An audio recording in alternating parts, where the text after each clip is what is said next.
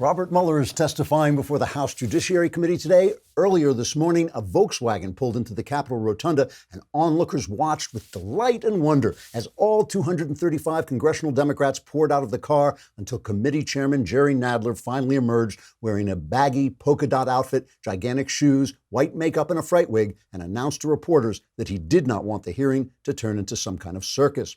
In a statement made by honking his nose in Morse code, Nadler announced, quote, "We know that people have read the Mueller report. We know that they've seen the movie. We know that they watched the miniseries, read the graphic novel, and received excerpts we stuffed into their fortune cookies and printed on their rolls of toilet paper. But have they really had the information pumped directly into their brains through electric wires until they cried out in agony and promised never to vote for someone we elites dislike ever again?" Unquote.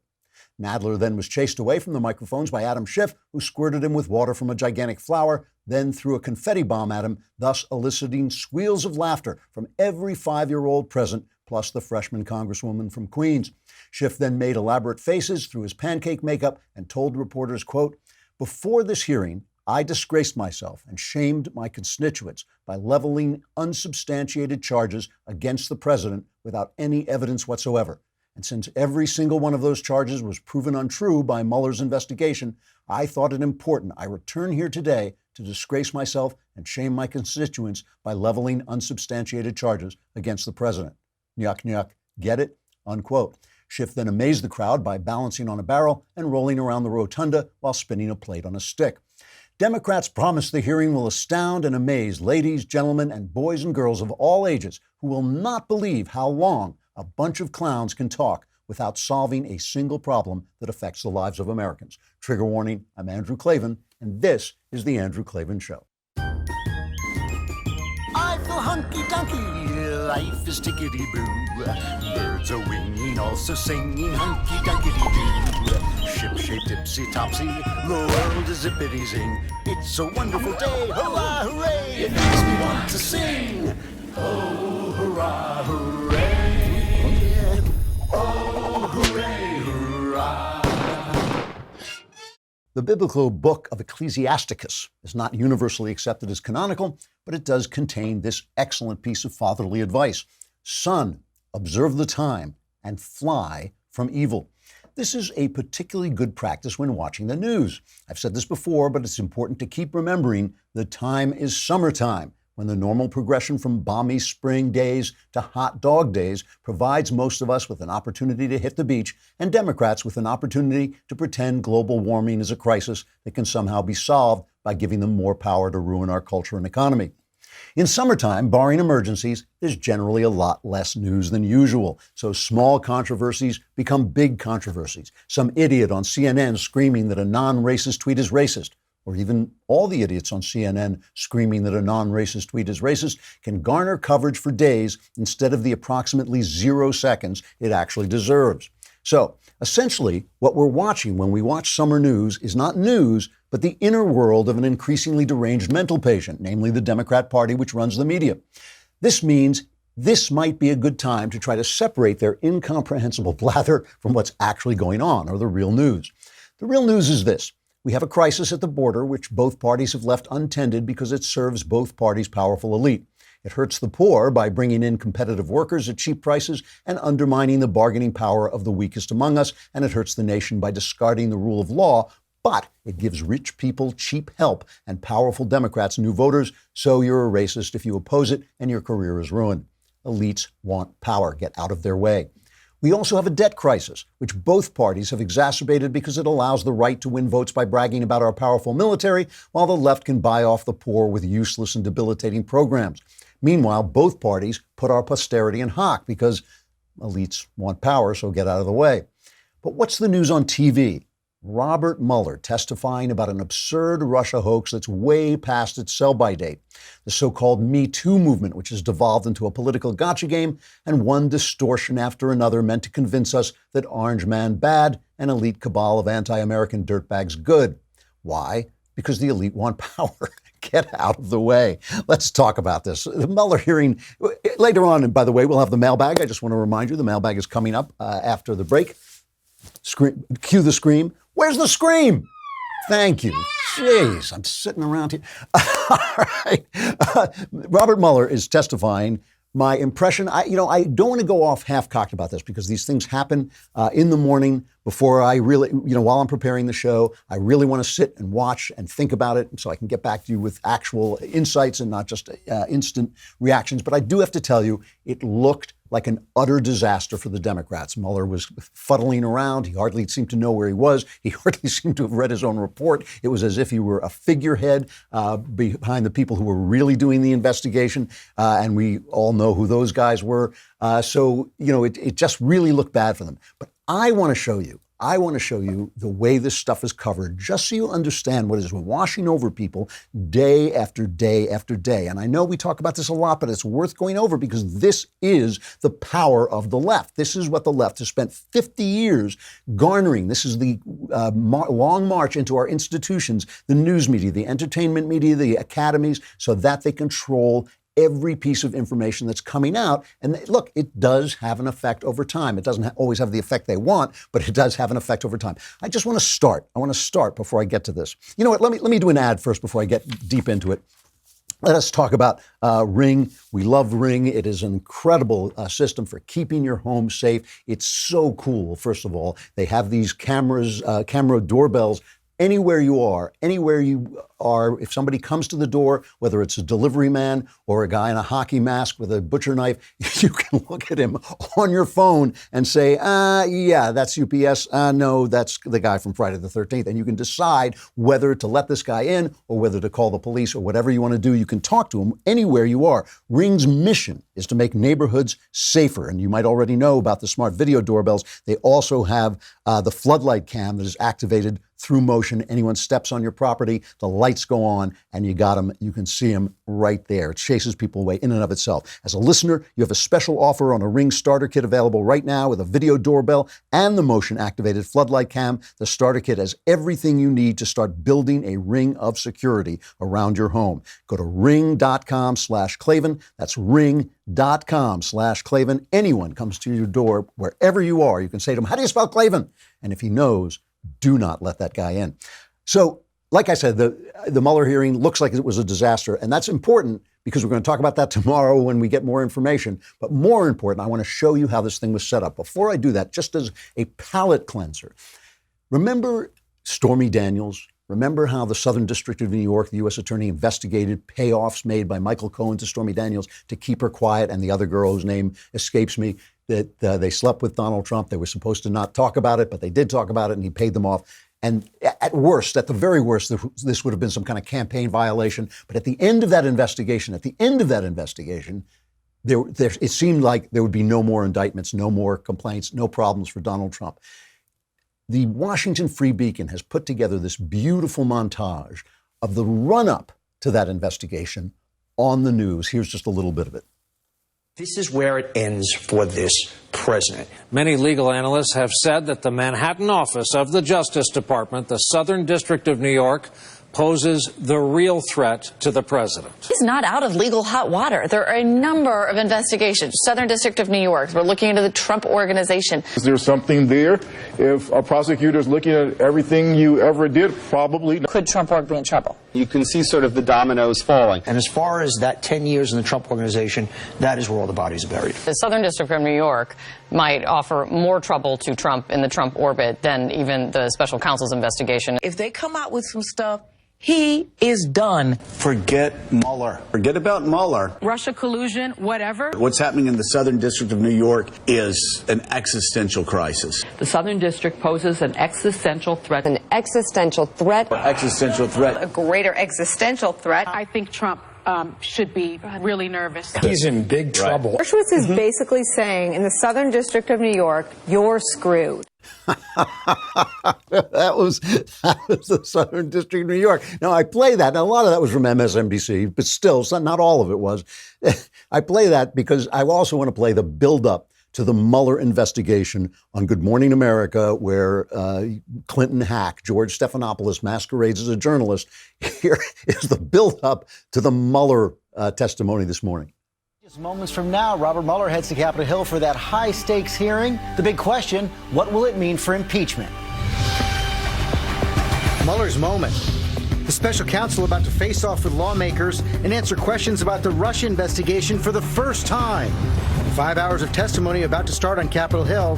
What will Mueller say about Russia, the president, and possible crime? A consequential day on Capitol Hill. Let's take a look at the hearing room where Robert Mueller will appear today. He's going to take questions for the first time from 2 House committees on his nearly 2-year investigation into Russia's interference in our elections and ties to the Trump campaign. Yeah, well, in just a short time, Robert Mueller will be sitting right here behind me, facing off with lawmakers in this high-stakes hearing, now 2 years in the making. Over 5 hours, he will be grilled by 63 lawmakers. For Democrats, this is a chance for them to bring the Mueller report to life, to show the American people what they feel is the president's vast misconduct. For Republicans, the opposite, a chance to highlight what they believe clears the president. Either way, what we see in this room here today will likely be a turning point in the fight to impeach.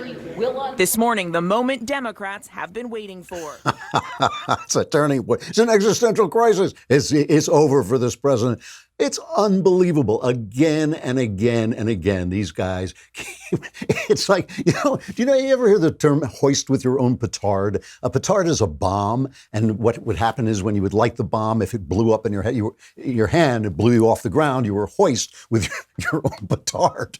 These guys, I love it because it is comical, but this is absurd. And just to add one more thing, well, let me add 2 things to this. First, a new poll comes out from, I believe it was Gallup, that showed that what people are concerned about, the thing that most people are concerned about, is immigration, illegal immigration. So Trump is making inroads, despite the fact that this is what these guys are talking about. People are now more worried about what he's worried about than what the Democrats are worried about. Nobody. Oh, well, I have to say the second thing was poor leadership, the government and poor leadership. But who knows what that means? We're all worried about that. We're just worried about it from different angles. So then this is just the buildup. I just want to do the buildup to this. The other thing was a report that was in all the major outlets. The DOJ tells Mueller to limit testimony to his report. This was from Politico. The Justice Department argues that anything outside the report is covered by presidential privilege. So Bill Barr sent a letter, the Justice Department sent a letter to Mueller saying, don't talk about anything except what's in your report, which is what Mueller had said he was going to do anyway, okay? So now the head of the Judiciary Committee, Jerry Nadler, comes out and says this is just proof of a cover-up. This is cut 13. I think it's incredibly arrogant of the department to try to instruct him as to what to say. It's part of the ongoing cover-up by the administration to keep information away from the American people. This is a big cover-up. This is incredible. The DOJ is telling him what to say. Now, here's Bill Barr, head of the DOJ, the Attorney General, on special report telling how that came about. 14. That he intended to stick with the public report and not go beyond that. And in conversations with the department, his staff was reiterating that was their position. And they asked us for guidance in writing to explain or to tell them what our position was. So we responded in writing. The department sent the guidance they had requested. So Mueller actually requested? Yes. So it's like a complete non-story. I mean, it's like everything is a scandal until the truth comes out. And of course, the thing reporting the scandal, the story reporting the scandal is put out on Twitter and it gets 5 gazillion retweets as the Democrats pass it around and then the correction disappears. I mean, that clip is the only place I've seen that is on Bret Baier's show. So that the fact that this was just something that Mueller asked for clarity on, what are the rules about this? And Barr gave him the rules.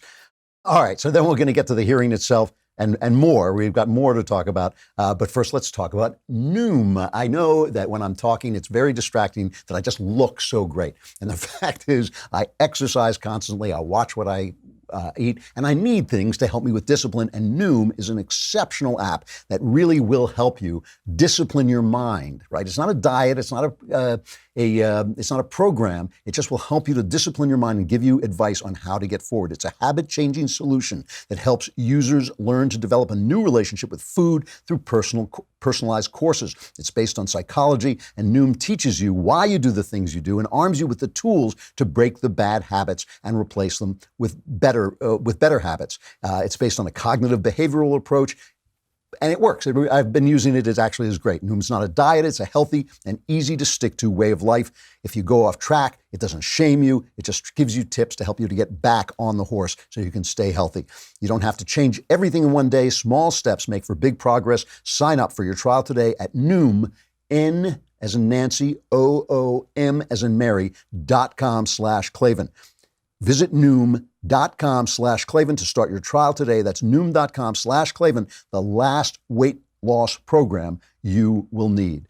And of course, the most important thing you need is you need to know how to spell Klavan. It's Klavan. Let me give you the entire hearing, all the substance of the hearing in 3 clips, all right? 3 clips give you the entire substance of the hearing.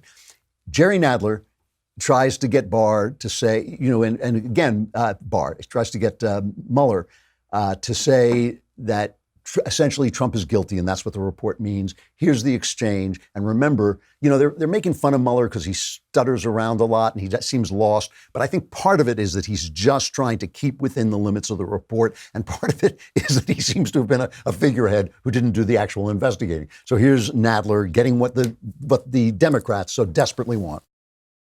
Reading from page 2 of volume 2 of your report that's on the screen, you wrote, quote, "If we had confidence after a thorough investigation of the facts that the president clearly did not commit obstruction of justice, we would so state. Based on the facts and the applicable legal standards, however, we are unable to reach that judgment," close quote. Now, does that say there was no obstruction? No. In fact, you are actually unable to conclude the president did not commit obstruction of justice. Is that correct? Well, we, at the outset, determined that we, when it came to the president's culpability, we needed to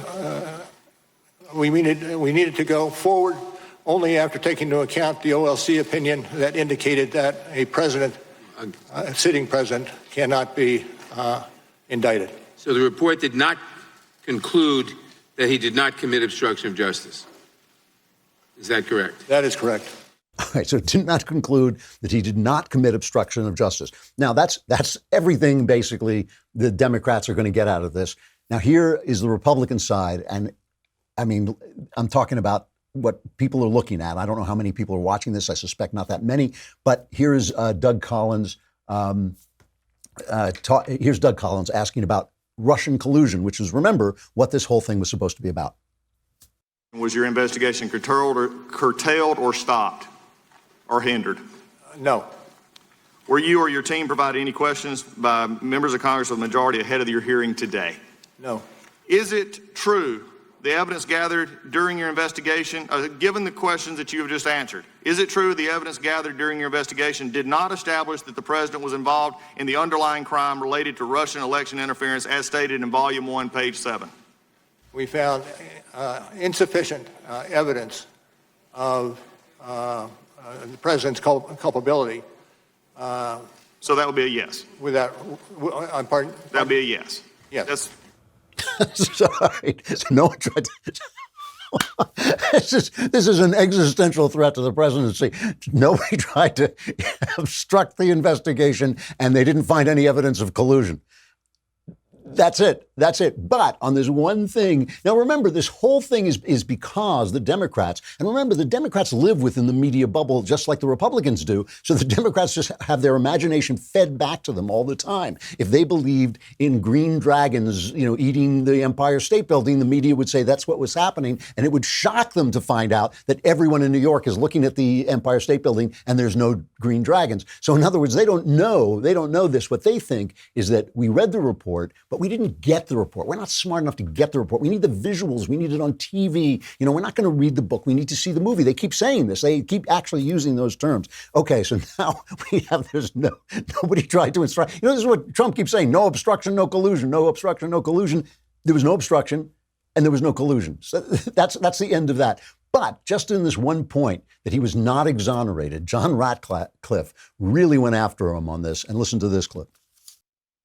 Your report, and today you said at all times the special counsel team operated under, was guided by, and followed Justice Department policies and principles. So which DOJ policy or principle sets forth a legal standard that an investigated person is not exonerated if their innocence from criminal conduct is not conclusively determined? Can you repeat the last part of that question? Yeah.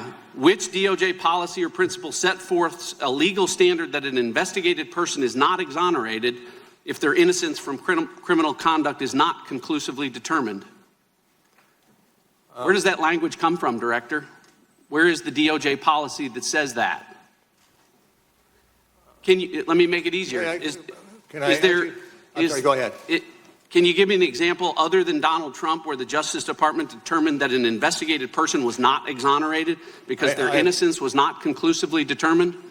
I cannot, but this is a unique situation. Okay, well, you can't. Time is short. I've got 5 minutes. Let's just leave it at you can't find it, because I'll tell you why. It doesn't exist.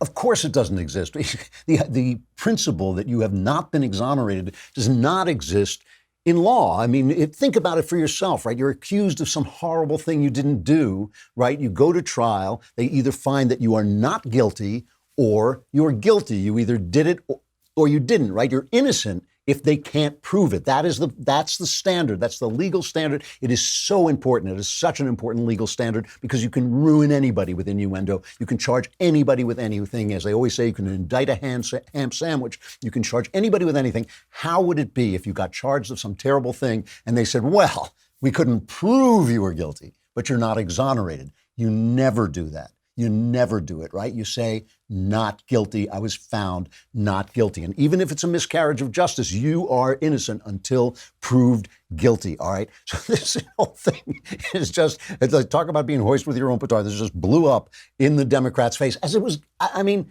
I was going to come on. I didn't know whether the hearing was going to start before I came on. I was going to come on and tell you it was going to blow up because I read the report. There's nothing they can get out of this except for him saying something that he shouldn't be saying, like, oh, yes, I think he's guilty, but I couldn't do anything about it, which would be absurd. I mean, it would just be an absurd thing for him to say.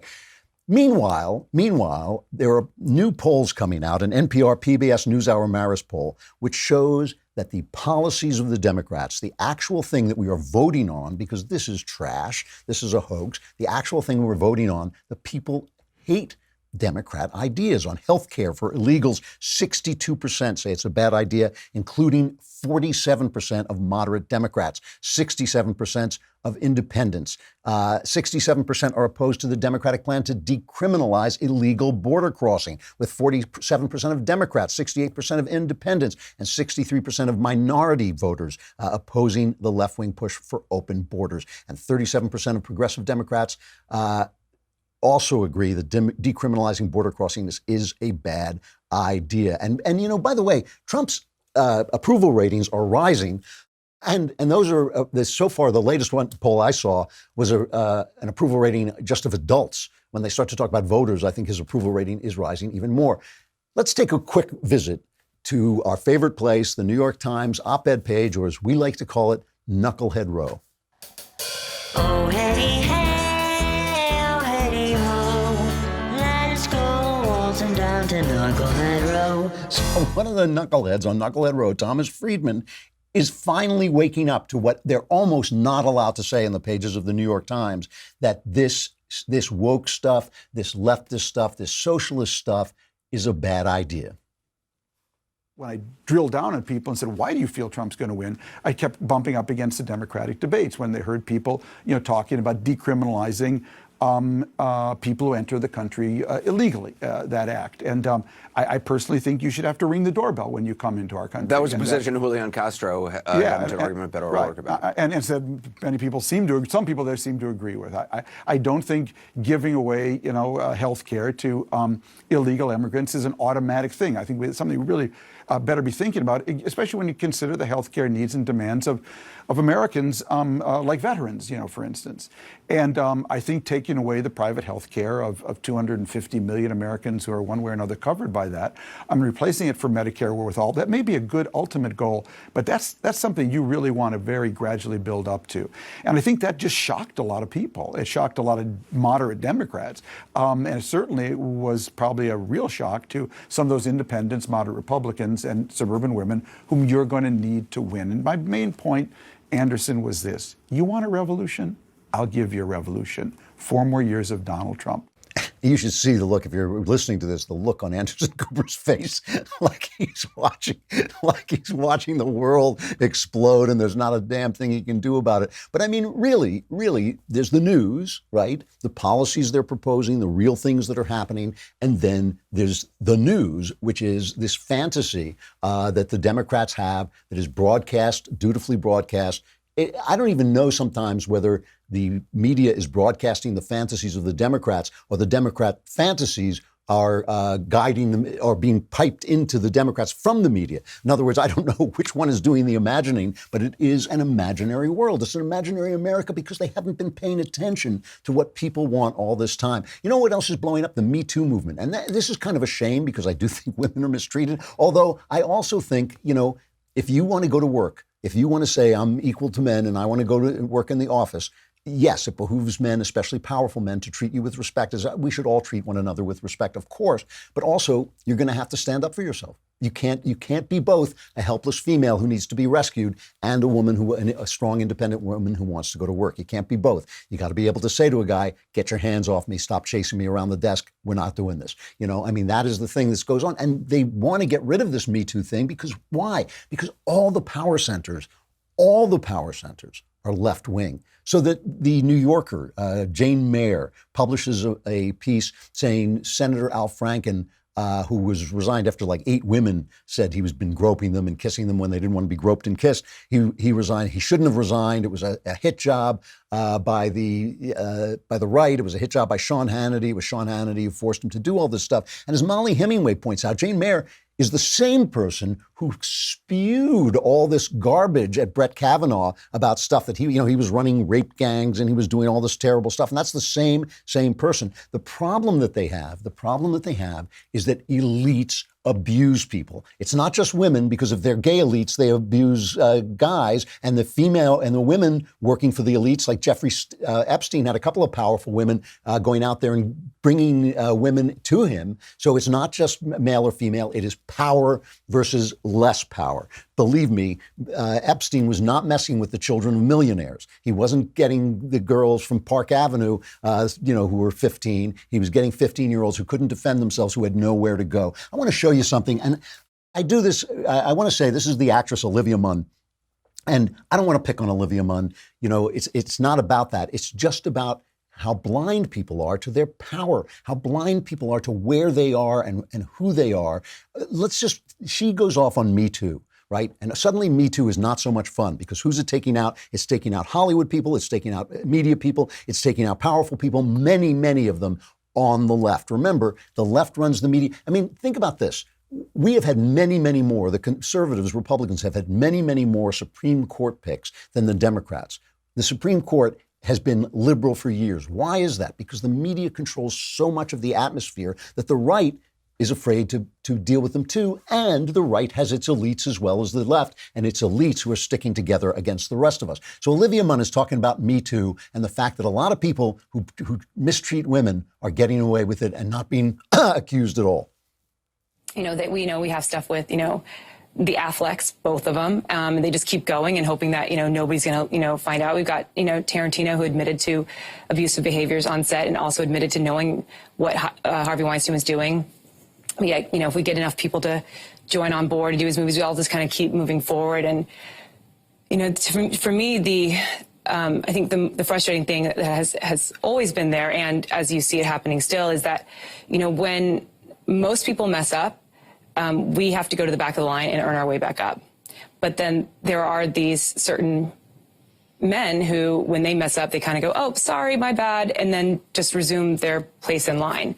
And the thing is that not that they're not incredibly talented in their own right, but when you are given the opportunity to have any kind of power and you abuse that power, I believe that you immediately lose all positioning and that you don't get to have that power anymore. And you need to make room for the other people who can come in and have an opportunity to be great directors or writers or producers or actors.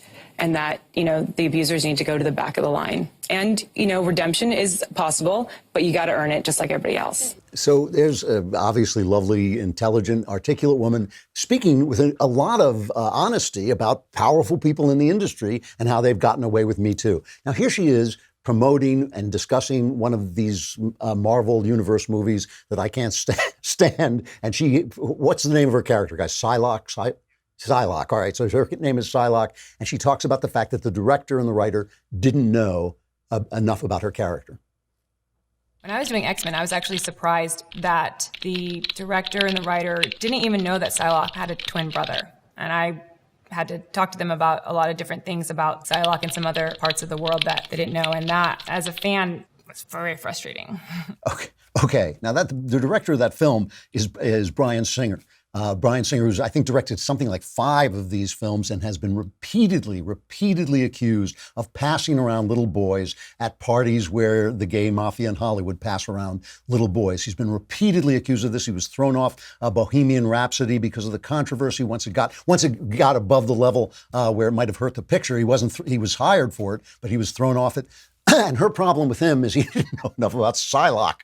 Okay, so it's all I'm saying is, powerful people commit these abuses and they blend into the woodwork. You don't see them when they're a powerful person. Again, here's an honest woman. She's speaking out about a lot of people who could hurt her in the industry. So I'm not attacking her. I'm just saying it vanishes. It vanishes in front of you when it's part of the power that you're involved in. And that's why Me Too has become so unhappy. Let me just end. I've gone long and it's going to cut back on the mailbag, but I'll be back on the conversation later on. I'll tell you about that in a minute. But let me just end with a speech that Senator Josh Hawley made before the National Conservative Conference, where he talks about what the real division in this country is. And I want to make sure we get the right one. This is cut 7.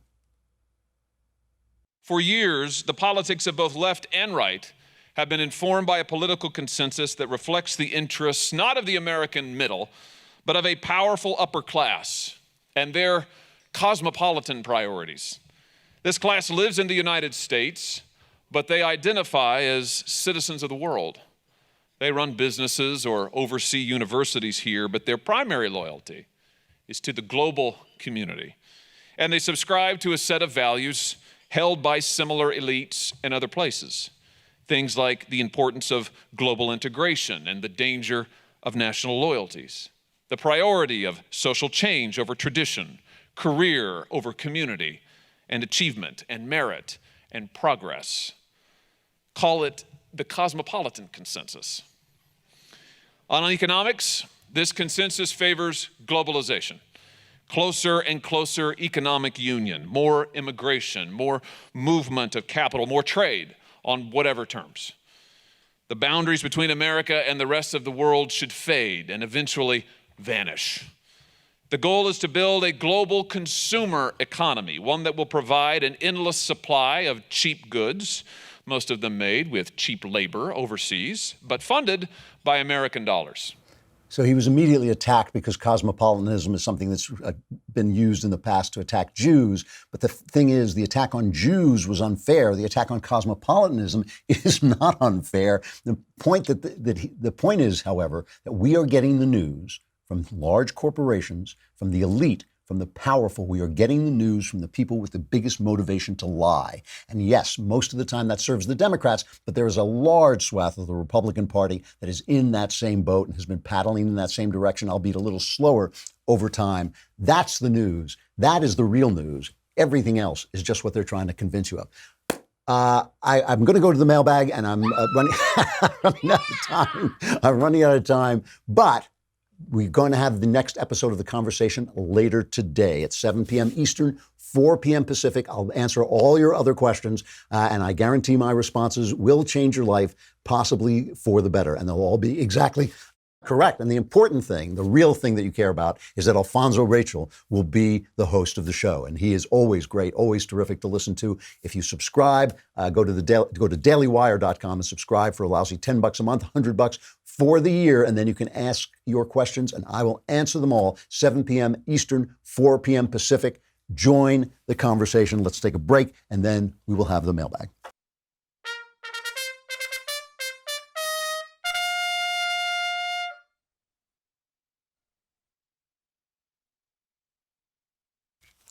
Mailbag. All right, from Dave.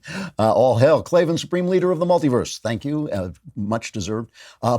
My parents were married for nearly 32 years prior to my father filing for divorce and getting married to a longtime coworker less than a year later. My 2 siblings and I are all adults with our own lives, but in the aftermath of my parents' divorce, my sister in particular hasn't seen or spoken to my father in years. As a practicing Christian, I believe in the commandment to honor your father and mother. I've been trying for some time to convince my father and sister to mend fences, largely to no avail. I find this personally exhausting, but I don't want to see their lack of a relationship continue for years to come. How much responsibility should I take in trying to bring them to the table, and how much responsibility should be theirs? Thanks very much, and keep up the great work. The answer is none. None of this is your responsibility, and none of it really is your business. One of the things about this, one of the things I've noticed in sometimes having debates with people who read the Bible differently than I do, who read it absolutely literally and think that the entire thing is one word of God, which is not what I believe, and I'll try and talk about that later on. But one of the things I find is that a lot of times when you get to the parts where Jesus tells you to mind your own business, which he does repeatedly, saying that him who is without sin throw the first stone, judge not lest you be judged, take the plank out of your eye, don't worry about the mote in your brother's eye, all these things, suddenly people get very legalistic. They know exactly what Jesus thinks about homosexuality, which he never mentioned, but when he says something direct, suddenly it doesn't quite mean that. It means don't make hypocritical judgments. It means, well, Jewish law said, the woman brought in adultery, it should be 2 people. No, I mean, Jesus is the Word of God. He's speaking. He knows what he's saying. He knows what you're going to hear. He means it. He means it. Judge not, lest you be judged. Worry about the plank in your own eye. If you're worried about the fact about honoring your father and your mother, honor your father and mother in ways that are appropriate and in ways that don't destroy the people around you or the people around you. But if your sister has a beef with your father, and by the way, she may be siding with your mother or talking to your mother, ultimately, your job is to act as you see fit as a Christian. Your job is to act as you see fit as a Christian. The thing about this advice, judge not lest you be judged, take the plank out of your own eye instead of the mote in your brother's eye, let him who is without sin throw the first stone. It's great advice. It will make you so much happier. It will improve your life. It will take the burden of judgment, which is not yours to make. It will take it off your shoulders. It doesn't mean that you can't make moral judgments. It doesn't mean that you can't prevent crimes or or get angry at people who commit crimes. What it means is you cannot judge other people's relationship to God and what necessarily they should be doing in a place where they have the right to make the free choices of their own lives.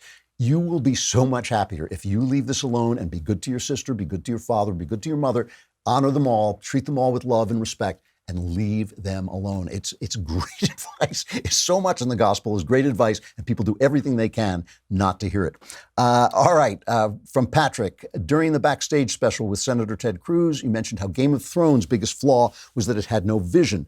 Actually, this vision was contradictory. Now that Game of Thrones is over, HBO will be launching an adaptation of Philip Pullman's His Dark Materials book series. It has an overarching vision, but devolves into atheistic propaganda, urging for the killing of God in order to create a republic of heaven on earth. That is true. It is a very angry, I find not very appealing book. A lot of people think it is this wonderful, wonderful children's story, but I read the entire trilogy of His Dark Materials, and I found it angry, small, pinched, and nasty. The first book was the best of them, but it just got angrier and angrier, as atheists tend to do.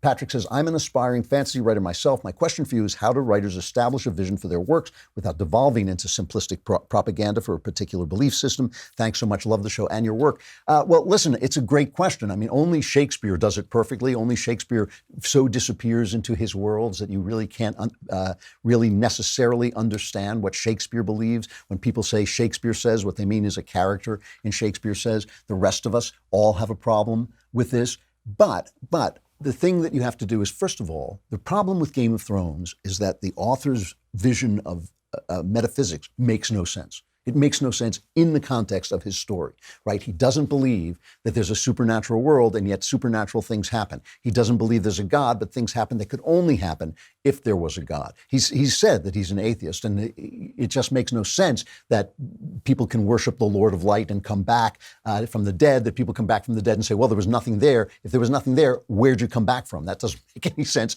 either. So that was my problem with it, simply that in the context of the story, it made no sense. You want your story to make sense in its own context. And in order for that to happen, you have to think through what it is that you see. What do you see about life? You don't have to put into, your characters don't have to tell us what you think about life. You don't have to even have anybody mention what you think about life. You simply have to build a world that has integrity, a world that, where the rules simply don't change and the rules are the same for everyone. And in that society, just like in real life, people can have a million different opinions. You can have people who say there is no God. You can have people who say there is a God. But whatever happens in the story, it has to make sense. And that will convey a vision, and it will be your vision because you're the person creating the world. So, it's really more a question of knowing how you think the world works. How do you think the world works? This is one of my problems with Christian fiction, right? The world works in such a way that a series of accidental incidents can kill an innocent person, an innocent child.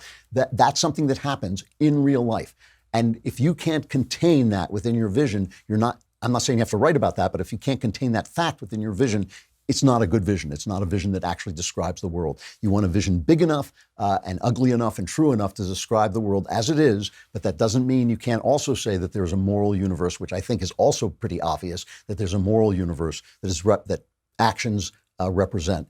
It is, if you punch somebody in the face, if you punch somebody in the face, that has a different moral connotation than if you rescue a child from a fire. And if you can't write in such a way that you convey that, you're not going to be able to write in a way that anybody understands. I remember a while back, I think it was the New York Times, it was probably other leftist outlets as well, saying, why can't we write a story in which abortion is a happy ending? Well, the answer is, it's abortion. That's why. The world is a moral universe. You can't transgress that moral universe and write something that's true. You can write an evil story that has evil logic to it because evil exists in the world, but you want to know what you think, what your vision of the world is, and then try and make your story make sense, and it will reflect your vision. You don't need people preaching about it. All right, from Mariah. Lord Klavan, I've been watching your show for 2 years. I finally became a subscriber. Good for you. I'm a 24-year-old Christian woman. I've been married to my best friend for 4 years. We have a wonderful marriage, and we're both very much in love. In 2017, he joined the Navy. He was deployed for the first time on submarines, so we hardly get to email. It's very random when we do. He was recently in a foreign country for about a week. It was hard for me to see him traveling the world without me, but I was happy for him. Last week, he went back underway, and 2 days after, I found an email on his account about a tattoo appointment. I looked at his photos, knowing he would take a picture if he got one, and apparently he got a tattoo and never mentioned it at all. This is irritating because we usually tell each other everything, and he has several tattoos already. What bothered me is that he lied to me about where he was the day he got it and what he spent his money on while he was there. Then I found a message on his phone saying it's his last night in town. And this is obviously a written message, not a voice message. His last night in town asked, "Do you work tonight? Beautiful." There were no other messages, so I have no context for the message. I don't know if he sent it or one of his friends did. I'm going back and forth between knowing he's not that kind of person and we don't have that kind of marriage to seeing very suspicious behavior right in front of my eyes. Since we have been married, he has never once given me even the slightest reason to believe he would or could ever cheat on me. I know he deserves at least the benefit of the doubt, but I really need your advice. Oh, wise one, your show is amazing, and I've learned so much from you. Well, you may not like what you're about to learn right now. Look, what it sounds like, I can't prove this, but from reading your letter, what it sounds like to me is he got out among his Navy pals, he got into that society and started to act according to that society and not according to your marriage. That's what it sounds like to me. The best thing to do, you're not going to be able to solve this while he's away. The best thing to do is to wait till he comes back and then take this to a disinterested third party like a pastor and talk to him about it in front of the pastor. If you have someone who runs your church, sit down and talk with him about this, because it does sound to me like he's doing stuff he shouldn't be doing. He certainly shouldn't be getting, tattoos without at least telling you, especially if he knows that that's something that bothers you. And that text message sounds very damning to me. It sounds very damning to me. So it seems like you are justified in worrying that what he did was he stepped out of the world of the marriage, which was held him in one set of one set of relationships and moral responsibilities, and he stepped into the world of the Navy, which swept him away into another set of relationships, which made him feel like he had other responsibilities, maybe to act like these guys were acting and not as he knew he should act. That's something that you really need to address. You can't let it go. You can't be blind to it. Now that you know, you can't unknow it. So take it before your pastor and make sure you get straight answers. And you don't want to live in doubt. You don't want to be cheated on, and you don't want to be betrayed without your knowing it. You want to know the world you're living in. So the truth is, knowing is better than not knowing. So take it to your pastor and find out what you think. The rest of these questions, great questions, but I ran out of time. I just went too long. And so come to the conversation this afternoon at 7 p.m. Eastern. That's 4 p.m. Pacific. And I will be answering more questions there. And of course, we'll have the mailbag again next week. Be there at the conversation, and we'll be back tomorrow. I'm Andrew Klavan. This is The Andrew Klavan Show.